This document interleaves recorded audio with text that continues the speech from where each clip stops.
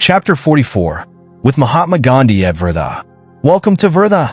Mahadev Desai, secretary to Mahatma Gandhi, greeted Miss Blech, Mr. Wright, and myself with these cordial words and the gift of wreaths of cotton, homespun cotton. Our little group had just dismounted at the Wardha station on an early morning in August, glad to leave the dust and heat of the train.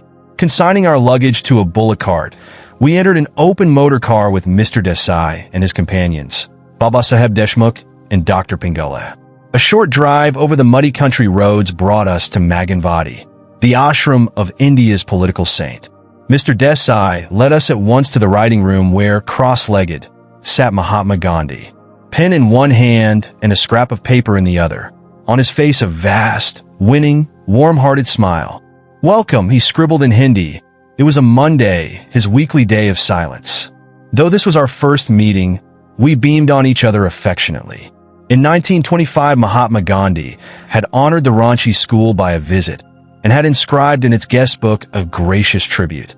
The tiny 100-pound saint radiated physical, mental, and spiritual health. His soft brown eyes shone with intelligence, sincerity, and discrimination. This statesman has matched wits and emerged the victor in 1,000 legal, social, and political battles. No other leader in the world has attained the secure niche in the hearts of his people that Gandhi occupies for India's unlettered millions. Their spontaneous tribute is his famous title, Mahatma, Great Soul. For them alone, Gandhi confines his attire to the widely cartooned loincloth, symbol of his oneness with the downtrodden masses who can afford no more. The ashram residents are wholly at your disposal. Please call on them for any service. With characteristic courtesy, the Mahatma handed me this hastily written note as Mr. Desai led our party from the writing room toward the guest house. Our guide led us through orchards and flowering fields to a tile-roofed building with latticed windows. A front yard well, 25 feet across, was used, Mr. Desai said, for watering stock. Nearby stood a revolving cement wheel for threshing rice. Each of our small bedrooms proved to contain only the irreducible minimum: a bed, handmade of rope. The whitewashed kitchen boasted a faucet in one corner and a fire pit for cooking in another. Simple Arcadian sounds reached our ears: the cries of crows and sparrows, the lowing of cattle, and the rap of chisels being used to chip stones.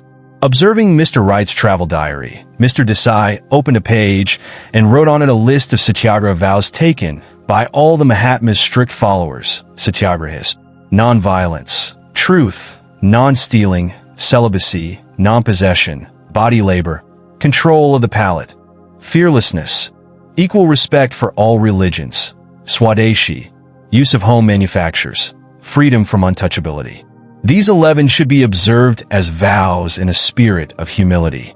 Gandhi himself signed this page on the following day, giving the date also, August 27, 1935. 2 hours after our arrival, my companions and I were summoned to lunch. The Mahatma was already seated under the arcade of the ashram porch, across the courtyard from his study. About 25 barefooted satyagrahis were squatting before brass cups and plates. A community chorus of prayer. Then a meal served from large brass pots containing chapatis, whole wheat unleavened bread, sprinkled with ghee, talsari, boiled and diced vegetables, and a lemon jam. The Mahatma ate chapatis, boiled beets, some raw vegetables, and oranges. On the side of his plate was a large lump of very bitter neem leaves, a notable blood cleanser. With a spoon, he separated a portion and placed it on my dish. I bolted it down with water, remembering childhood days when mother had forced me to swallow the disagreeable dose. Gandhi, however, bit by bit was eating the neem paste with as much relish as if it had been a delicious sweetmeat. In this trifling incident, I noted the Mahatma's ability to detach his mind from the senses at will. I recalled the famous appendectomy performed on him some years ago. Refusing anesthetics, the saint had chatted cheerfully with his disciples throughout the operation, his infectious smile revealing his unawareness of pain. The afternoon brought an opportunity for a chat with Gandhi's noted disciple, daughter of an English admiral, Miss Madeline Slade, now called Mirabai. Her strong, calm face lit with enthusiasm as she told me, in flawless Hindi, of her daily activities. Rural reconstruction work is rewarding. A group of us go every morning at 5 o'clock to serve the nearby villagers and teach them simple hygiene. We make it a point to clean their latrines and their mud-thatched huts. The villagers are illiterate. They cannot be educated except by example. She laughed gaily. I looked in admiration at this high-born Englishwoman whose true Christian humility enables her to do the scavenging work usually performed only by untouchables. I came to India in 1925, she told me. In this land, I feel that I have come back home. Now I would never be willing to return to my old life and old interests. We discussed America for a while. I am always pleased and amazed, she said, to see the deep interest in spiritual subjects exhibited by the many Americans who visit India. Mirabai's hands were soon busy at the Churka spinning wheel, omnipresent in all the ashram rooms, and indeed, due to the Mahatma, omnipresent throughout rural India. Gandhi has sound economic and cultural reasons for encouraging the revival of cottage industries, but he does not counsel a fanatical repudiation of all modern progress. Machinery, trains, automobiles, the telegraph have played important parts in his own colossal life. 50 years of public service, in prison and out, wrestling daily with practical details and harsh realities in the political world, have only increased his balance, open-mindedness, sanity, and humorous appreciation of the quaint human spectacle. Our trio enjoyed a 6 o'clock supper as guests of Baba Saheb Deshmukh. The 7 p.m. prayer hour found us back at the Maganvadi ashram, climbing to the roof where 30 satyagrahis were grouped in a semicircle around Gandhi. He was squatting on a straw mat, an ancient pocket watch propped up before him. The fading sun cast a last gleam over the palms and banyans. The hum of night and the crickets had started. The atmosphere was serenity itself. I was enraptured. A solemn chant led by Mr. Desai, with responses from the group. Then a Gita reading. The Mahatma motioned to me to give the concluding prayer. Such divine unison of thought and aspiration. A memory forever. The Wardha rooftop meditation under the early stars. Punctually at 8 o'clock, Gandhi ended his silence. The Herculean labors of his life require him to apportion his time minutely. Welcome, Swamiji. The Mahatma's greeting this time was not via paper. We had just descended from the roof to his writing room, simply furnished with square mats, no chairs, a low desk with books, papers, and a few ordinary pens, not fountain pens. A nondescript clock ticked in a corner. An all-pervasive aura of peace and devotion. Gandhi was bestowing one of his captivating, cavernous, almost toothless smiles. Years ago, he explained, I started my weekly observance of a day of silence as a means for gaining time to look after my correspondence. But now those 24 hours have become a vital spiritual need. A periodical decree of silence is not a torture, but a blessing. I agreed wholeheartedly. The Mahatma questioned me about America and Europe. We discussed India and world conditions. Mahadev, Gandhi said as Mr. Desai entered the room, please make arrangements at Town Hall for Swamiji to speak there on yoga tomorrow night. As I was bidding the Mahatma good night, he considerately handed me a bottle of citronella oil. The Wardha mosquitoes don't know a thing about ahimsa, Swamiji, he said laughing. The following morning, our little group breakfasted early on a tasty wheat porridge with molasses and milk. At 10:30, we were called to the ashram porch for lunch with Gandhi and the satyagrahis. Today, the menu included brown rice, a new selection of vegetables, and cardamom seeds. Noon found me strolling about the ashram grounds, onto the grazing land of a few imperturbable cows. The protection of cows is a passion with Gandhi. The cow to me means the entire subhuman world, extending man's sympathies beyond his own species, the Mahatma has explained.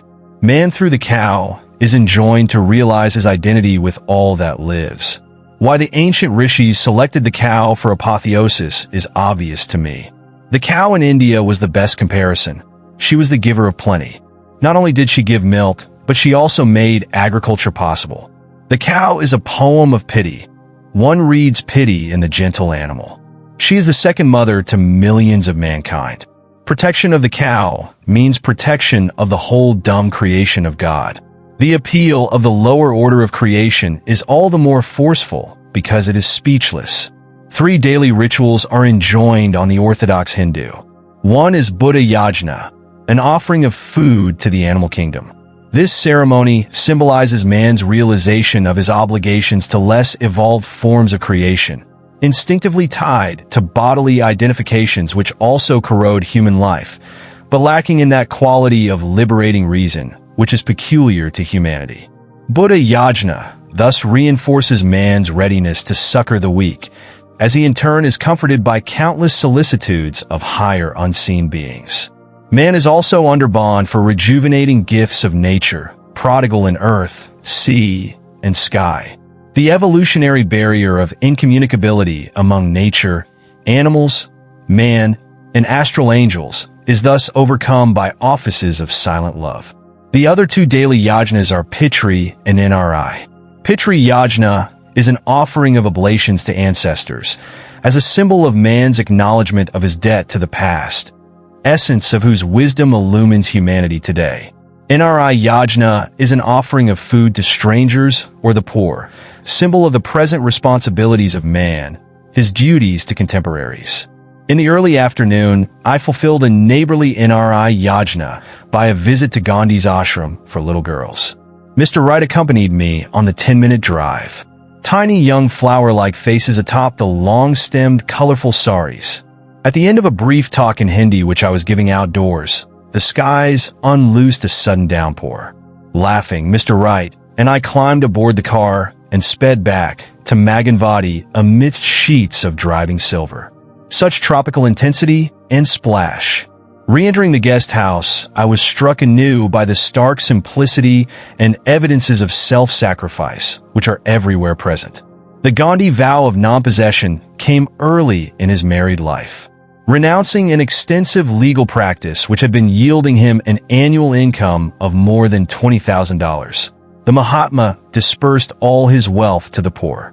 Sri Yukteswar used to poke gentle fun at the commonly inadequate conceptions of renunciation. A beggar cannot renounce wealth, Master would say. If a man laments, "My business has failed, my wife has left me, I will renounce all and enter a monastery," to what worldly sacrifice is he referring? He did not renounce wealth and love. They renounced him. Saints like Gandhi, on the other hand, have made not only tangible material sacrifices, but also the more difficult renunciation of selfish motive and private goal, merging their inmost being in the stream of humanity as a whole.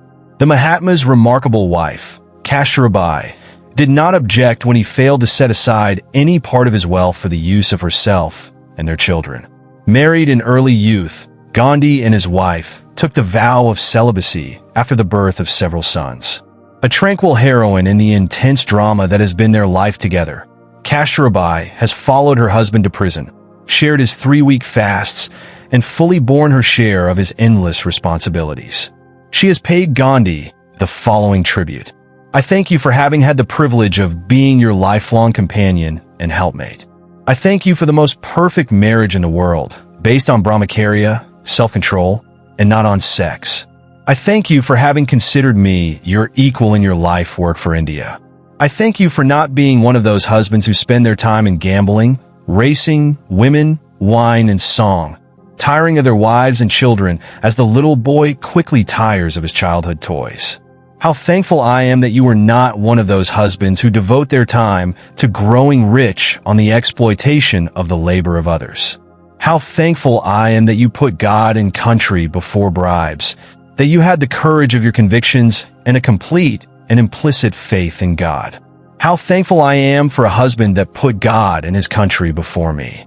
I am grateful to you for your tolerance of me and my shortcomings of youth, when I grumbled and rebelled against the change you made in our mode of living, from so much to so little. As a young child, I lived in your parents' home. Your mother was a great and good woman. She trained me, taught me how to be a brave, courageous wife, and how to keep the love and respect of her son, my future husband. As the years passed and you became India's most beloved leader, I had none of the fears that beset the wife who may be cast aside when her husband has climbed the ladder of success, as so often happens in other countries. I knew that death would still find us husband and wife. For years, Kasturbai performed the duties of treasurer of the public funds, which the idolized Mahatma is able to raise by the millions. There are many humorous stories in Indian homes to the effect that husbands are nervous about their wives wearing any jewelry to a Gandhi meeting. The Mahatma's magical tongue, pleading for the downtrodden, charms the gold bracelets and diamond necklaces right off the arms and necks of the wealthy into the collection basket. One day, the public treasurer, Kasturbai, could not account for a disbursement of 4 rupees. Gandhi duly published an auditing in which he inexorably pointed out his wife's 4 rupee discrepancy. I had often told this story before classes of my American students. One evening, a woman in the hall had given an outraged gasp. "Mahatma or no Mahatma," she had cried. "If he were my husband, I would have given him a black eye for such an unnecessary public insult." After some good-humored banter had passed between us on the subject of American wives and Hindu wives, I had gone on to a fuller explanation. Mrs. Gandhi considers the Mahatma not as her husband, but as her guru, one who has the right to discipline her for even insignificant errors, I had pointed out. Sometime after Kasturbai had been publicly rebuked, Gandhi was sentenced to prison on a political charge. As he was calmly bidding farewell to his wife, she fell at his feet. "Master," she said humbly, "if I have ever offended you, please forgive me." At 3 o'clock that afternoon in Wardha, I betook myself, by previous appointment, to the writing room of the saint who had been able to make an unflinching disciple out of his own wife. Rare miracle. Gandhi looked up with his unforgettable smile.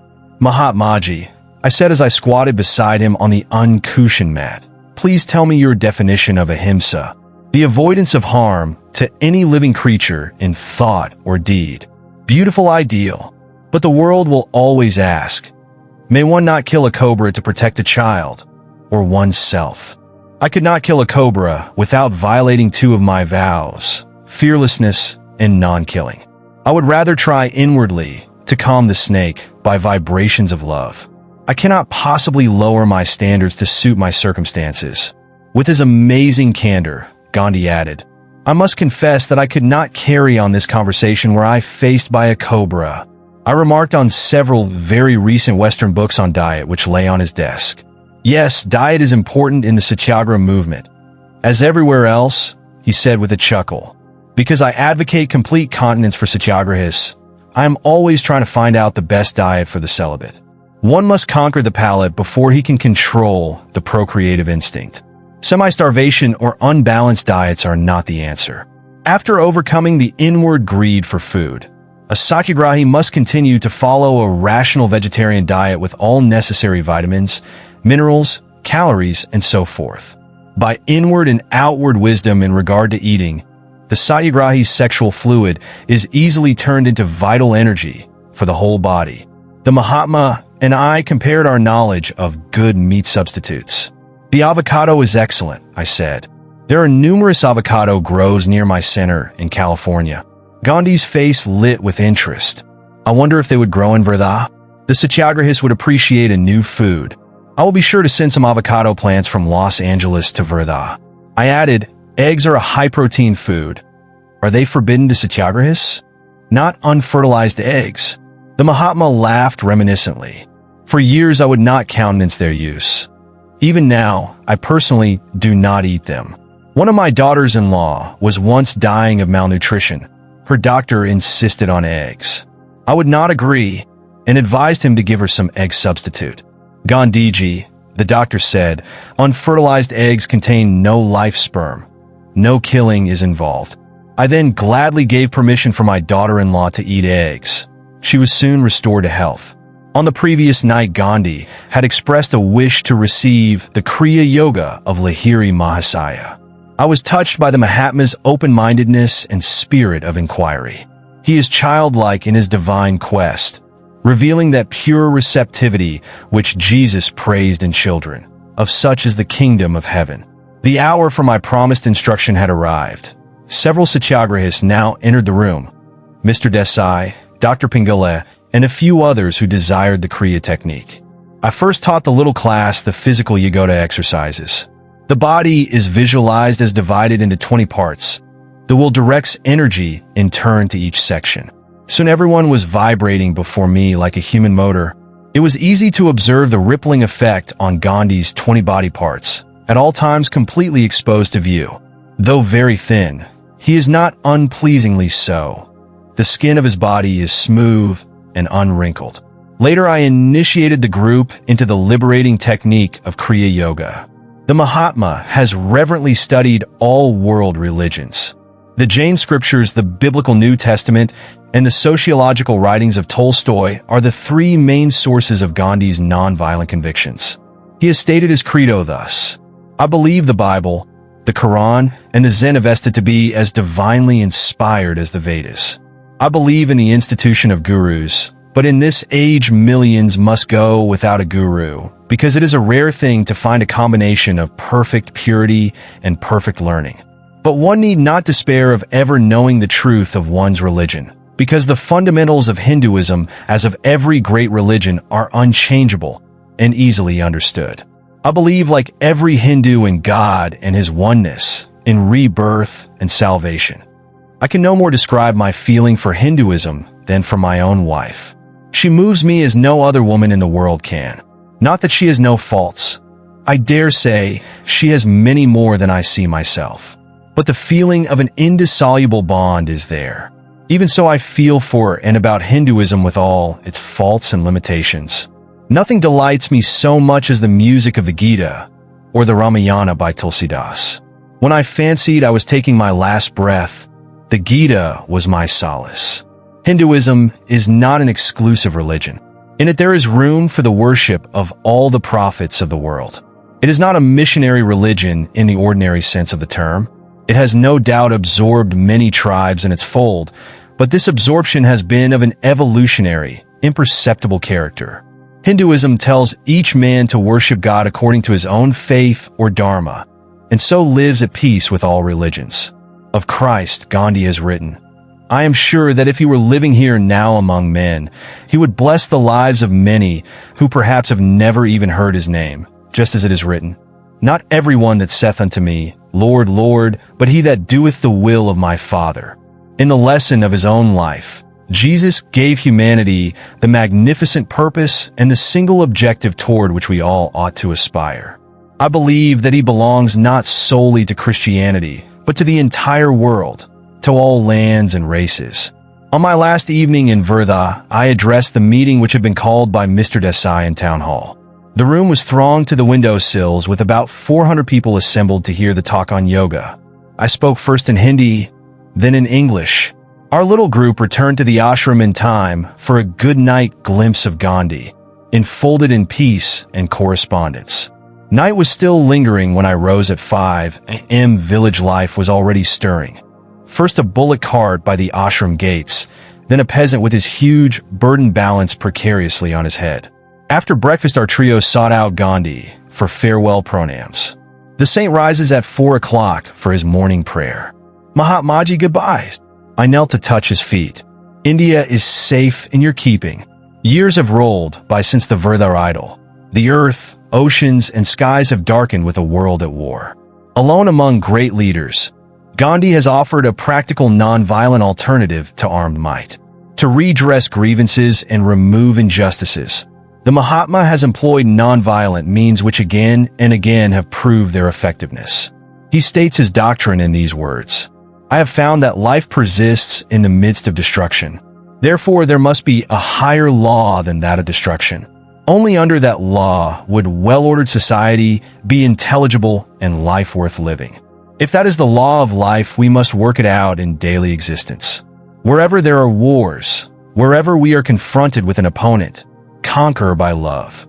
I have found that the certain law of love has answered in my own life as the law of destruction has never done. In India, we have had an ocular demonstration of the operation of this law on the widest scale possible. I don't claim that nonviolence has penetrated the 360 million people in India, but I do claim it has penetrated deeper than any other doctrine in an incredibly short time. It takes a fairly strenuous course of training to attain a mental state of nonviolence. It is a disciplined life, like the life of a soldier. The perfect state is reached only when the mind, body, and speech are in proper coordination. Every problem would lend itself to solution if we determined to make the law of truth and nonviolence the law of life. Just as a scientist will work wonders out of various applications of the laws of nature, a man who applies the laws of love with scientific precision can work greater wonders. Nonviolence is infinitely more wonderful and subtle than forces of nature like, for instance, electricity. The law of love is a far greater science than any modern science. Consulting history, one may reasonably state that the problems of mankind have not been solved by the use of brute force. World War I produced a world-chilling snowball of war karma that swelled into World War II. Only the warmth of brotherhood can melt the present colossal snowball of war karma, which may otherwise grow into World War III. This unholy trinity will banish forever the possibility of World War IV by a finality of atomic bombs.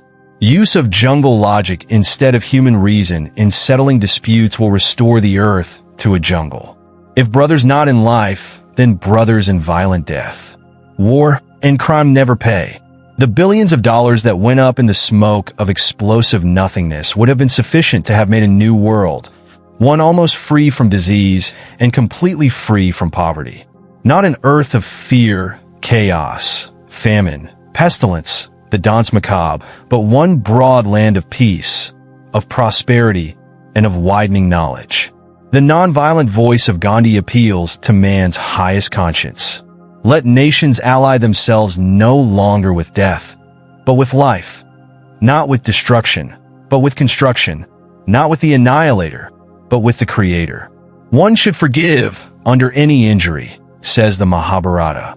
It hath been said that the continuation of species is due to man's being forgiving. Forgiveness is holiness. By forgiveness the universe is held together. Forgiveness is the might of the mighty. Forgiveness is sacrifice. Forgiveness is quiet of mind. Forgiveness and gentleness are the qualities of the self-possessed. They represent eternal virtue. Nonviolence is the natural outgrowth of the law of forgiveness and love. If loss of life becomes necessary in a righteous battle, Gandhi proclaims, one should be prepared, like Jesus, to shed his own, not others' blood. Eventually, there will be less blood spilt in the world. Epic shall someday be written on the Indian satyagrahis who withstood hate with love, violence with nonviolence, who allowed themselves to be mercilessly slaughtered rather than retaliate. The result on certain historic occasions was that the armed opponents threw down their guns and fled, shamed, shaken to their depths by the sight of men who valued the life of another above their own. I would wait, if need be for ages, Gandhi says, rather than seek the freedom of my country through bloody means. Never does the Mahatma forget the majestic warning. All they that take the sword shall perish with the sword. Gandhi has written, I call myself a nationalist, but my nationalism is as broad as the universe. It includes in its sweep all the nations of the earth. My nationalism includes the well-being of the whole world. I do not want my India to rise on the ashes of other nations. I do not want India to exploit a single human being. I want India to be strong in order that she can infect the other nations also with her strength. Not so with a single nation in Europe today. They do not give strength to the others. President Wilson mentioned his beautiful 14 points, but said, after all, if this endeavor of ours to arrive at peace fails, we have our armaments to fall back upon. I want to reverse that position, and I say, our armaments have failed already. Let us now be in search of something new. Let us try the force of love and God, which is truth. When we have got that, we shall want nothing else. By the Mahatma's training of thousands of true satyagrahis, those who have taken the 11 rigorous vows mentioned in the first part of this chapter, who in turn spread the message, by patiently educating the Indian masses to understand the spiritual and eventually material benefits of nonviolence, by arming his people with nonviolent weapons, non-cooperation with injustice, the willingness to endure indignities, prison, death itself rather than resort to arms, by enlisting world sympathy. Through countless examples of heroic martyrdom among satyagrahis, Gandhi has dramatically portrayed the practical nature of nonviolence, its solemn power to settle disputes without war. Gandhi has already won through nonviolent means a greater number of political concessions for his land than have ever been won by any leader of any country except through bullets. Nonviolent methods for eradication of all wrongs and evils have been strikingly applied not only in the political arena, but in the delicate and complicated field of Indian social reform. Gandhi and his followers have removed many long-standing feuds between Hindus and Mohammedans. Hundreds of thousands of Muslims look to the Mahatma as their leader. The untouchables have found in him their fearless and triumphant champion. If there be a rebirth in store for me, Gandhi wrote, I wish to be born a pariah in the midst of pariahs, because thereby I would be able to render them more effective service. The Mahatma is indeed a great soul, but it was illiterate millions who had the discernment to bestow the title. This gentle prophet is honored in his own land. The lowly peasant has been able to rise to Gandhi's high challenge. The Mahatma wholeheartedly believes in the inherent nobility of man. The inevitable failures have never disillusioned him. Even if the opponent plays him false 20 times, he writes, the satyagrahi is ready to trust him the 21st time, for an implicit trust in human nature is the very essence of the creed. Mahatmaji, you are an exceptional man. You must not expect the world to act as you do. A critic once made this observation. It is curious how we delude ourselves, fancying that the body can be improved, but that it is impossible to evoke the hidden powers of the soul. Gandhi replied, I am engaged in trying to show that if I have any of those powers, I am as frail a mortal as any of us, and that I never had anything extraordinary about me, nor have I now. I am a simple individual liable to err like any other fellow mortal. I own, however, that I have enough humility to confess my errors and to retrace my steps. I own that I have an immovable faith in God and His goodness, and an unconsumable passion for truth and love. But is that not what every person has latent in him? If we are to make progress, we must not repeat history, but make new history. We must add to the inheritance left by our ancestors. If we may make new discoveries and inventions in the phenomenal world, must we declare our bankruptcy in the spiritual domain? Is it impossible to multiply the exceptions so as to make them the rule? Must man always be brute first and man after, if at all? Americans may well remember with pride the successful nonviolent experiment of William Penn in founding his 17th century colony in Pennsylvania. There were no forts, no soldiers, no militia, even no arms. Amidst the savage frontier wars and the butcheries that went on between the new settlers and the Red Indians, the Quakers of Pennsylvania alone remained unmolested. Others were slain, others were massacred, but they were safe. Not a Quaker woman suffered assault. Not a Quaker child was slain. Not a Quaker man was tortured. When the Quakers were finally forced to give up the government of the state, war broke out, and some Pennsylvanians were killed. But only 3 Quakers were killed. 3 who had so far fallen from their faith as to carry weapons of defense. Resort to force in the Great War failed to bring tranquility, Franklin D. Roosevelt has pointed out. Victory and defeat were alike sterile. That lesson the world should have learned. The more weapons of violence, the more misery to mankind, Lao Tzu taught. The triumph of violence ends in a festival of mourning. I am fighting for nothing less than world peace, Gandhi has declared. If the Indian movement is carried to success on a non-violent satyagraha basis, it will give a new meaning to patriotism, and if I may say so in all humility, to life itself. Before the West dismisses Gandhi's program as one of an impractical dreamer, let it first reflect on a definition of satyagraha by the Master of Galilee. Ye have heard that it hath been said, an eye for an eye, and a tooth for a tooth. But I say unto you, that ye resist not evil. But whosoever shall smite thee on thy right cheek, turn to him the other also. Gandhi's epic has extended, with the beautiful precision of cosmic timing, into a century already desolated and devastated by 2 world wars. A divine handwriting appears on the granite wall of his life, a warning against the further shedding of blood among brothers. I hope you like this chapter. We need volunteers and sponsors to create content with even better quality and with more variety. If you wish to join this initiative as a volunteer or sponsor, please click the links given in description below.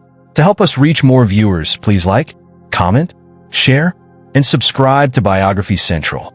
Also, check out our AI podcast series on Autobiography of a Yogi, where we discuss content of each chapter at a much greater depth.